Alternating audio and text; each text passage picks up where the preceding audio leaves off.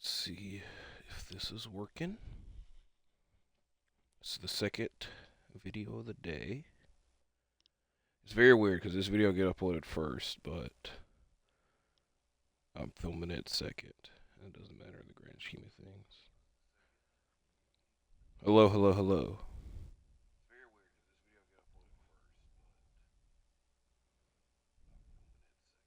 All right. Everything sounds like it is working. I believe. I don't believe. I know because it is wrote down. We're here for Retro Review number 8, and we are finally going back in time. This is really retro. This might be the oldest review that we do for quite a while. We're traveling back to WrestleMania number 3, as I'm fact checking what year. So WrestleMania 6 was in 1990. So 5 was in 89.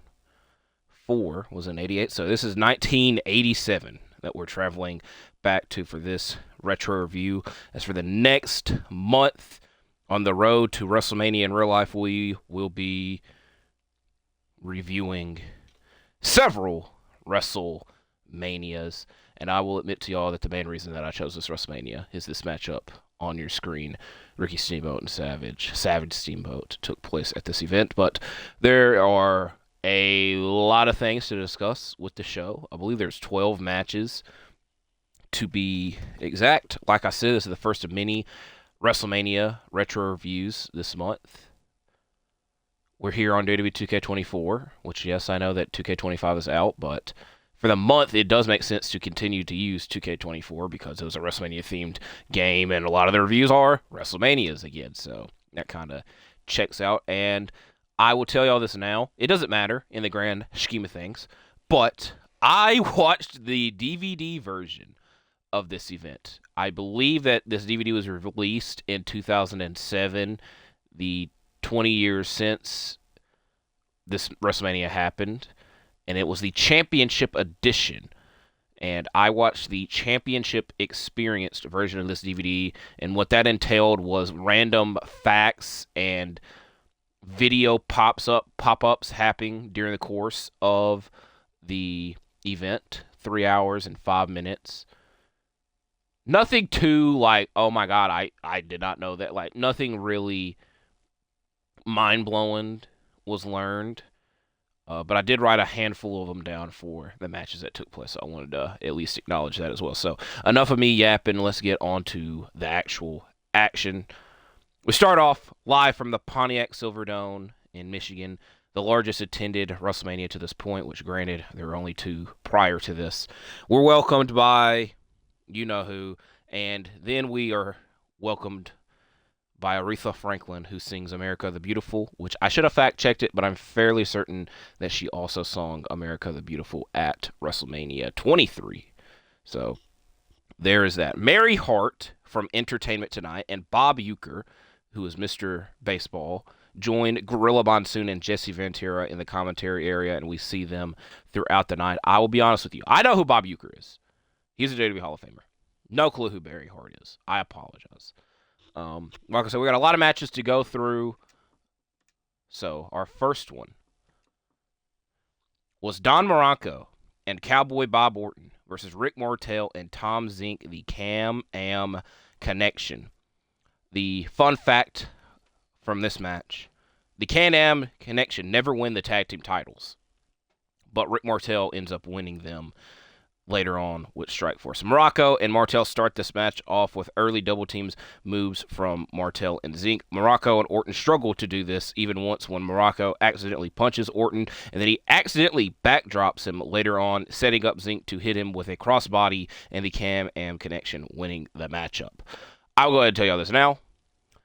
A lot of these matches are short, which for a review's sake is kind of fine. Nothing really,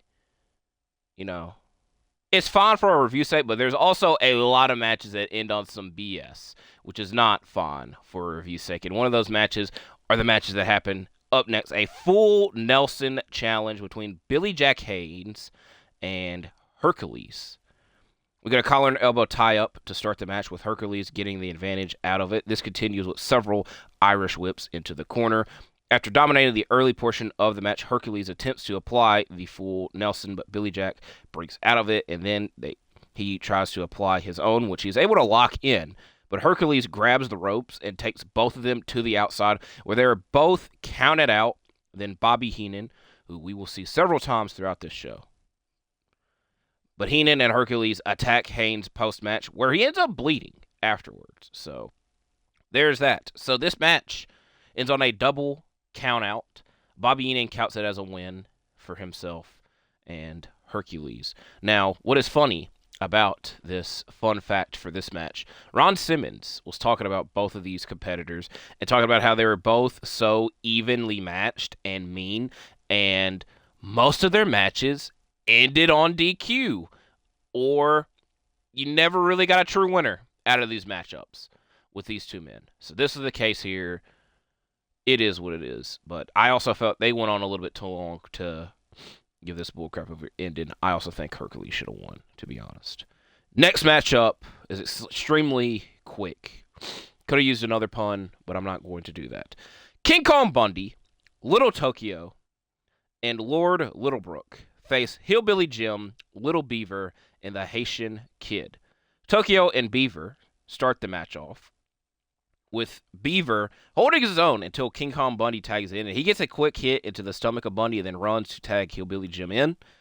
Beaver still pops in throughout the duration of this bout until King Kong Bundy gets enough of it and body slams him and then follows it up with an elbow, with the match ending on a DQ with Hillbilly Jim, Little Beaver, and the Haitian Kid picking up the victory. The fun fact for this match was not one that popped up, but one that I provided. King Kong Bundy main evented WrestleMania the previous year against Hulk Hogan in a steel cage. And the next year he ends up in a 6-man tag.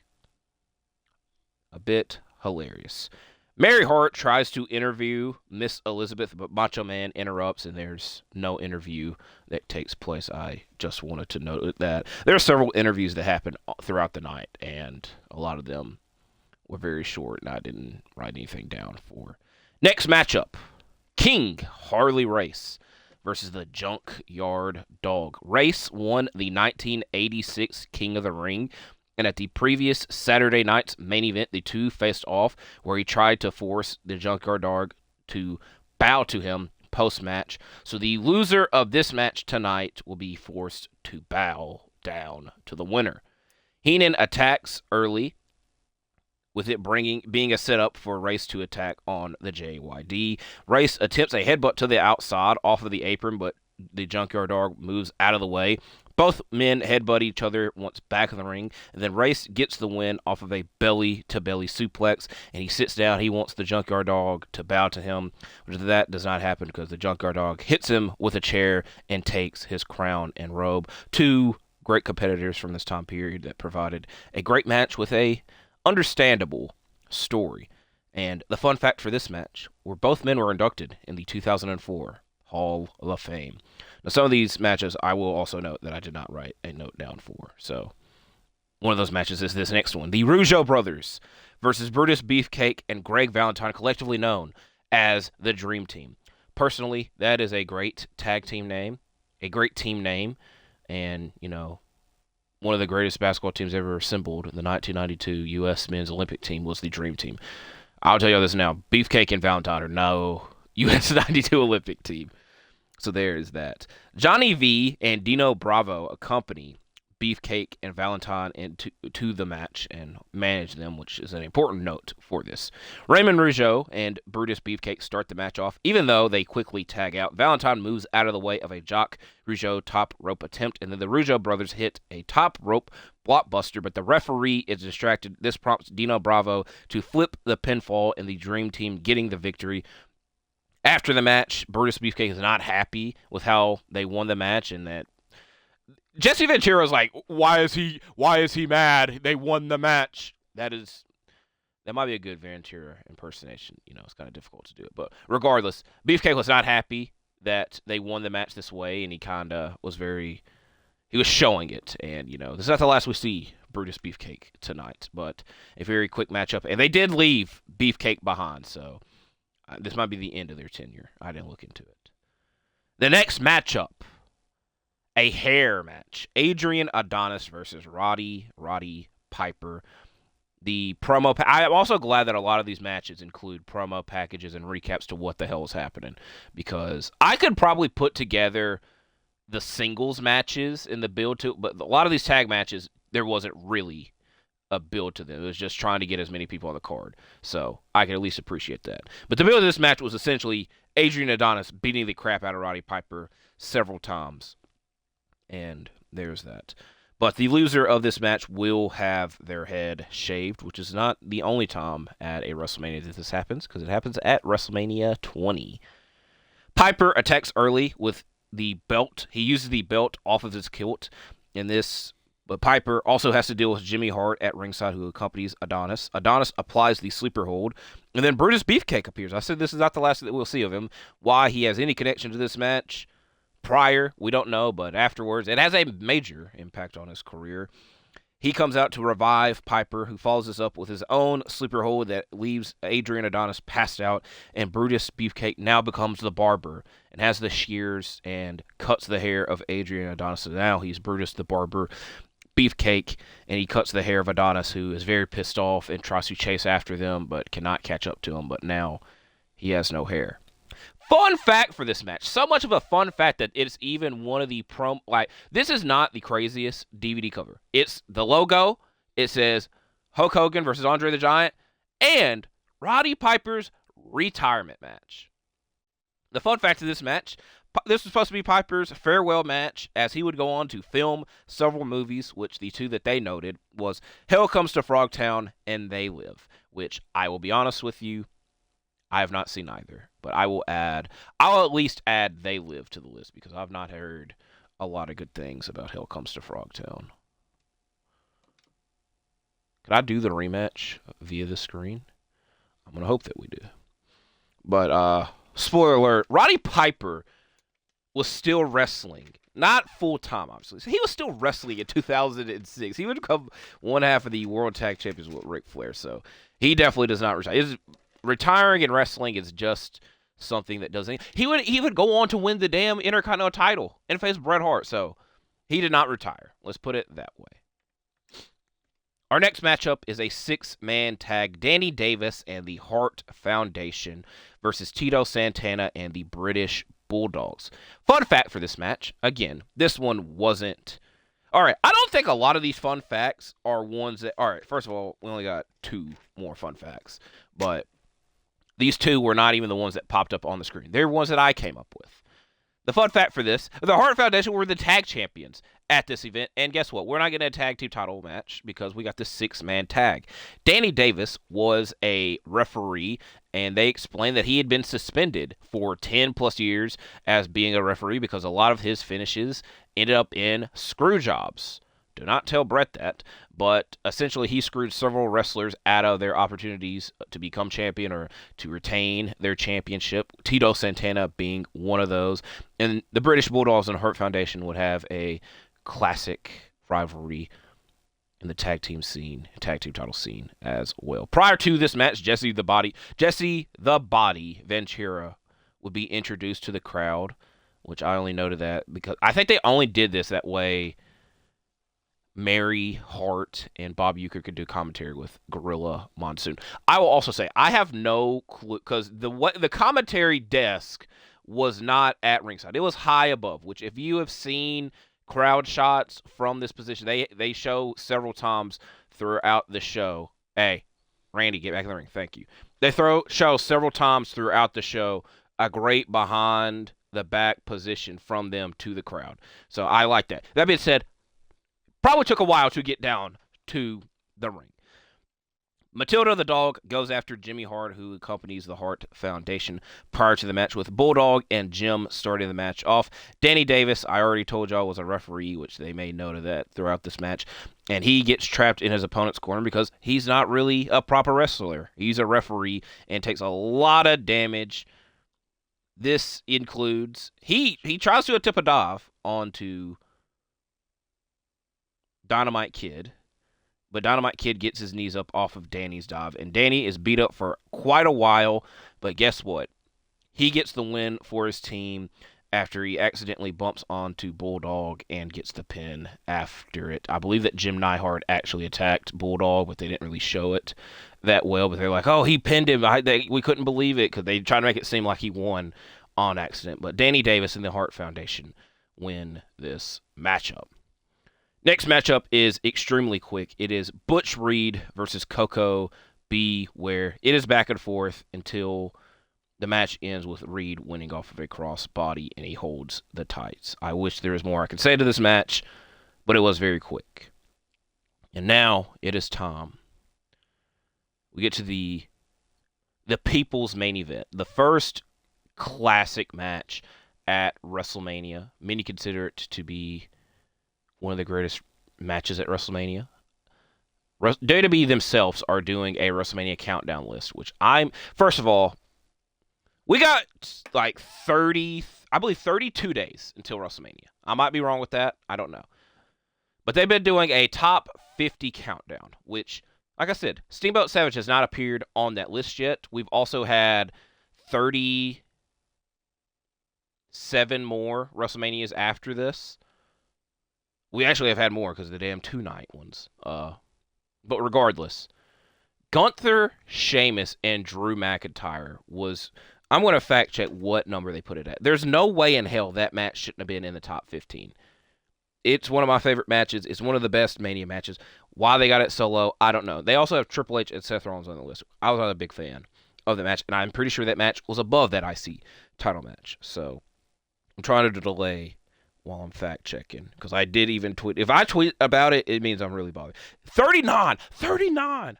You tell me that's the 39th best match? So Steamboat Savage, you got a lot of work to do. Steamboat is about to lose. And I lied. So let's get into this actual matchup and what the hell happened at WrestleMania 3. Intercontinental title match, Macho Man Randy Savage versus Ricky the Dragon Steamboat. Steamboat was previously injured in the throat area in a match with Savage, and he made a miraculous comeback and wanted to get revenge, and he wanted that Intercontinental Championship. Several arm drags early by Steamboat, but not enough damage was done as Savage is able to toss him to the outside and then target the throat area of Steamboat. This includes throwing him into the top rope and it hitting him in the throat. Back to the outside they go as Ricky is pushed into the crowd with George Steele helping him back over the guardrail because George Steele was helping Steamboat at this time and was trying to take care of Miss Elizabeth because he thought that Savage did not do a good job with that. While George Steele is trying to help Steamboat get back in the ring, he puts him in the exact position for Savage to dive onto him and hit a axe handle. Later, Steamboat is able to hit his own, but Randy's foot is on the rope after the pinfall attempt. More pinfalls by Ricky follows after. Lots of small packages. And then Ricky is thrown into the referee with Savage hitting the elbow drop, but is not able to make the pinfall because the referee is down. Savage goes for the ring bell then, but George still steps in with Steamboat going for a small package after and picking up the victory as we crown a new Intercontinental Champion and Ricky the Dragon Steamboat. It's a matchup that so many years later gets talked about. Like I said, probably the best... Oh boy, I'm about to date. First of all, I'll admit I obviously was not alive during this freaking time. I'm trying to think. It's the best match out of the early WrestleManias, and for quite a while, at least till maybe you think Bret Hart and Roddy Piper's better than it. I would say that Shawn and Razor. I think once you get to WrestleMania 10, that's when you start to get into the real debate territory because you got Shawn and Razor on that show, Bret and Owen. WrestleMania 9's looked down upon in Mania history. WrestleMania 8, I already mentioned Piper and Hart. WrestleMania 7 doesn't have anything that crazy on it. I like that we've done this match twice and freaking Savage won. WrestleMania 6, nothing really comes. So, like I said, out of the first 10 WrestleManias, it's definitely in the top 3 debates. So, it's nice to talk about. It's obviously the best match that happens on this show, but we still got one matchup that is bigger and badder, which we'll get to in a second. I also think bigger, badder, better was the WrestleMania 2 slogan. So we're kind of at a brief, I'm not going to say brief intermission, but I'm trying to set up that next matchup. As the next matchup that happens on this event is Jake the Snake Roberts versus the Honky Tonk Man. Honky Tonk Man attacked Jake Roberts on the Snake Pit, and this is a sucky situation because this is something that ends up affecting Jake Roberts for the rest of his life because he's talked about the damage that was done via that guitar shot. So this is the matchup and setup that starts at, bro, if I did Hogan versus Andre Chase, I would hope Andre Chase would win that.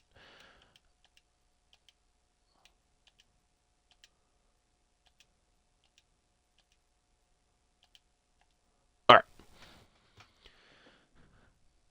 Honky Tonk Man is accompanied by Jake. Jimmy. His name is Jimmy. Jimmy Hart, who is dressed as a colonel. And Jake is accompanied by hometown guy Alice Cooper. I'm also going to be honest with y'all. Did freaking Steamboat Savage come out on those cards earlier and I missed it? I don't know. Regardless, it's happening in real life. All right. Jake Roberts, Honky Tonk Man. So Jake has evened the playing field by being accompanied by Alice Cooper. Jake immediately attacks to start the match off. He's trying to get his revenge. Jake gets pushed into the guardrail on the outside, and then back of the ring, Honky Tonk Man tries to hit him with the shake, rattle, and roll, but Jake reverses it.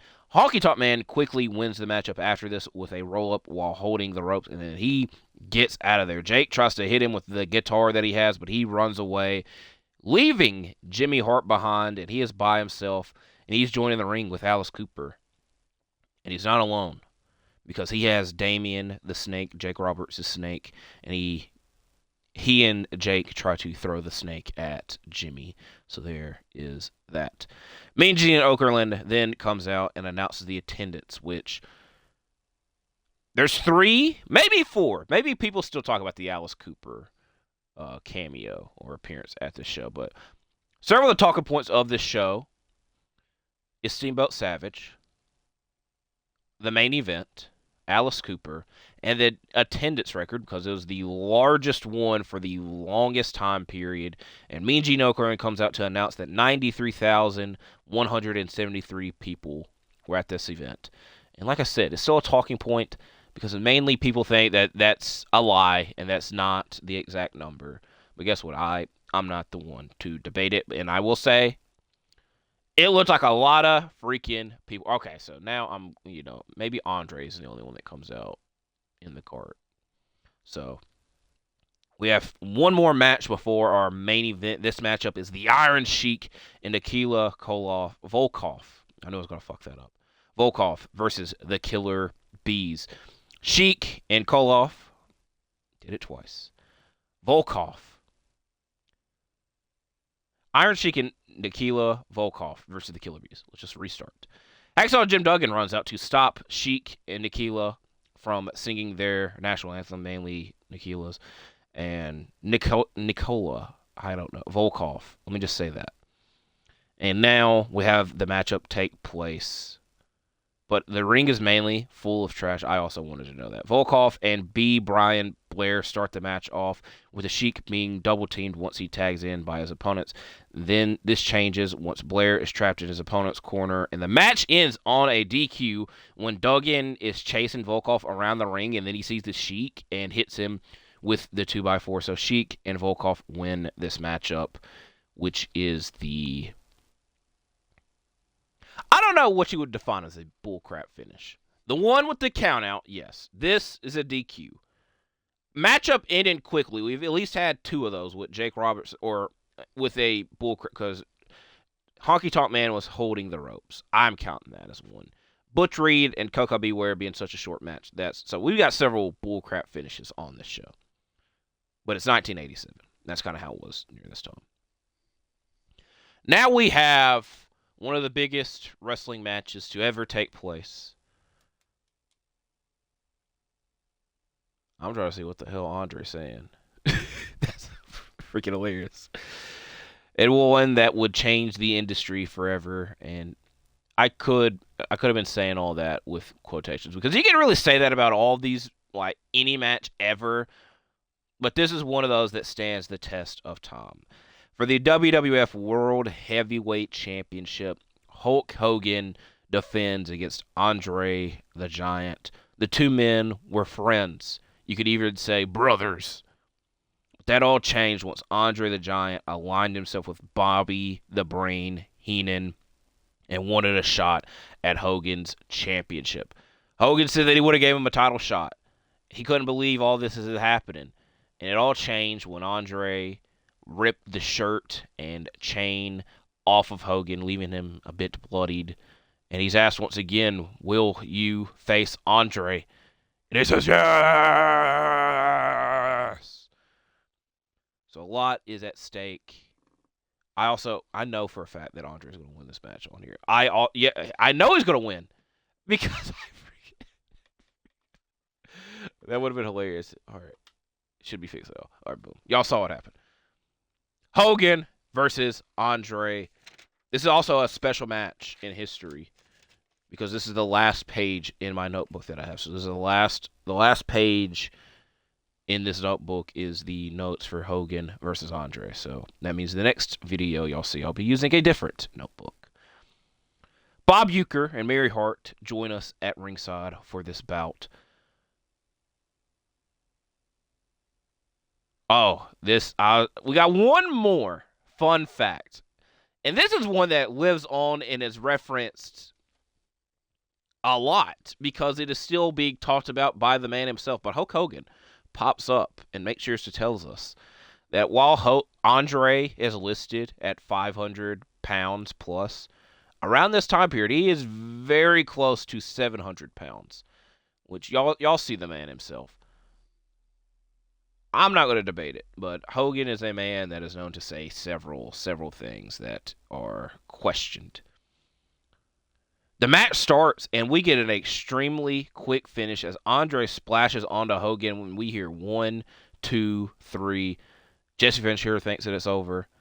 That would have been hilarious. Y'all got all these people in here for this main event match, and it lasts 30 seconds.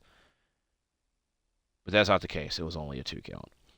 Andre shows Hogan how to deliver a body slam because Hogan is trying to do it early, and Andre does it several times. Hogan fights back with clotheslines and smashes Andre into the turnbuckle, with Andre stopping it once he runs back and hits him with a big boot. Then Andre applies a bear hug, with Hogan collapsing to the outside afterwards. This is where Andre accidentally headbutts the ring post when he sees Hogan posted up there. This gives Hogan some time to expose the ring mat. He's going to try to slam on. He is going to slam Andre, but Andre ain't letting that happen on the exposed mat, and Andre doesn't let him use this to his advantage. Once we get back in the ring, though, Hogan is able to fire up. He lands a very big clothesline and follows it up with that big body slam that is talked about time and time again, and finishes the match off with a leg drop as Hulk Hogan retains the WWF Championship.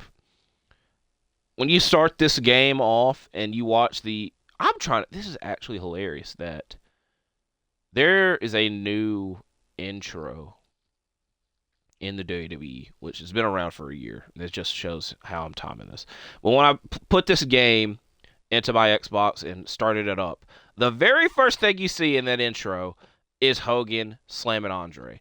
One that you've seen it thousands of times. This is a historic moment.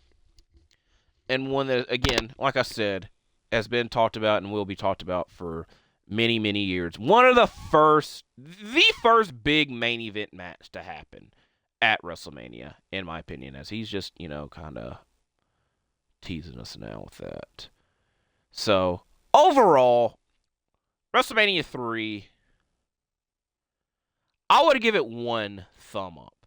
From a historic standpoint and the history that it's provided, looking at it all these years later, it's cool. And it was cool at the time. But looking at it and you're watching a wrestling show and you see so many screwed finishes, it kind of sucks. I also do respect and understand they were trying to get as many people on the card as they could, so they needed to do that. And the fact that this was a 3-hour show, it goes to show it as well, because they try to do 12 matches now, it would probably be 6 hours because they got to fit in all these commercials and all that stuff. But that's also a 2-night show now. So Overall, WrestleMania 3 was a fun watch, especially for a retro review. Like I said, this is the oldest review we'll probably do it for quite a while. I've already mentioned it several times, though, that the next... let's watch what the hell Andre's about to do right here. I think that would cause an earthquake. Regardless, our next retro review is one that I've talked about since the beginning of our series. We're going to be talking about WrestleMania 24. I think it's an all-time mania. A lot of great stuff happens at that event and on that event. It's an interesting time period in the world of wrestling, mainly WWE. It's a fun time, and it's one that is from my childhood, so I get to kind of relive it a little bit. So our next retro review will be WrestleMania 24. Then we got 3 weeks till Mania after that. I know the retro review schedule for the next 2 months. For the rest of this month and until WrestleMania, it's WrestleMania reviews. So that's the spoiler alert there. But I will give y'all a hint that the review that is after 24. So what review did we just do? We just did review number 8. So review number 9 is WrestleMania 24. Review number 10 and 11 is a two-night Mania broken into 2 parts. So review number 10 will be night 1. Review number 11 will be night 2. And then we got a little bonus WrestleMania review after that one for retro review number 12, which is I believe that will be filmed on the week of WrestleMania, which that's a crazy week in itself because the NBA playoffs start that week as well. The play-in will be during that week. I'm also, if you can't tell, I'm trying to stall that way that this match finishes, so I'm kind of running out of things to say. So I'm hoping that they go home. I'm giving them the go home. Okay, yeah. Here we go. I told you Andre's going to win this. He's like, Hogan slamming me? No, I'm slamming him. There's also, they said it on this little pop-up. It's, again, said time and time again that they did not know what this match was going to look like, and it was going to be all up to Andre, and they did not know until Andre got into the ring if the match was going to be how it happened, but obviously it happened. Andre's just showing Hogan that it's easy to do a body slam. Already filmed tomorrow's video, which will be Brooklyn Nets franchise, The Return. We're in the off-season. Video after that will be RWH TV review. Let me go fact check what number. I believe we're at episode... What episode we at? Looking at the notebook. Episode 108. We got another video over the weekend. Just promoting myself. Please be the finish. F you, Hogan. Oh, that's definitely it. I just had to say something. Hogan's going to come back. If Hogan actually does a body slam and leg drop, I would be fine with that. But Hogan's not going to do the right thing. When has he ever done the right thing? I guess besides losing to Sting at Starrcade 97, even then he kind of screwed that up.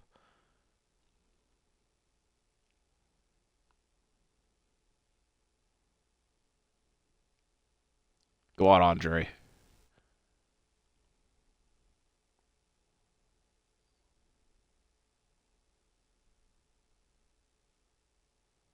All right, I'm just going to end the video, and I'll tell y'all who the hell wins, because if y'all even care, you'll find out. So I do appreciate y'all for watching this and staying around for this little bonus section. Leave a like, comment, subscribe. Tell me your thoughts on WrestleMania 3, and if you've seen the event. If not, you know what the hell happens on it, because I just told you. So I do appreciate y'all for watching these. Like, comment, subscribe, stay safe, and I'll see you when I see you next week's review, WrestleMania 24. I'm out for now. Goodbye.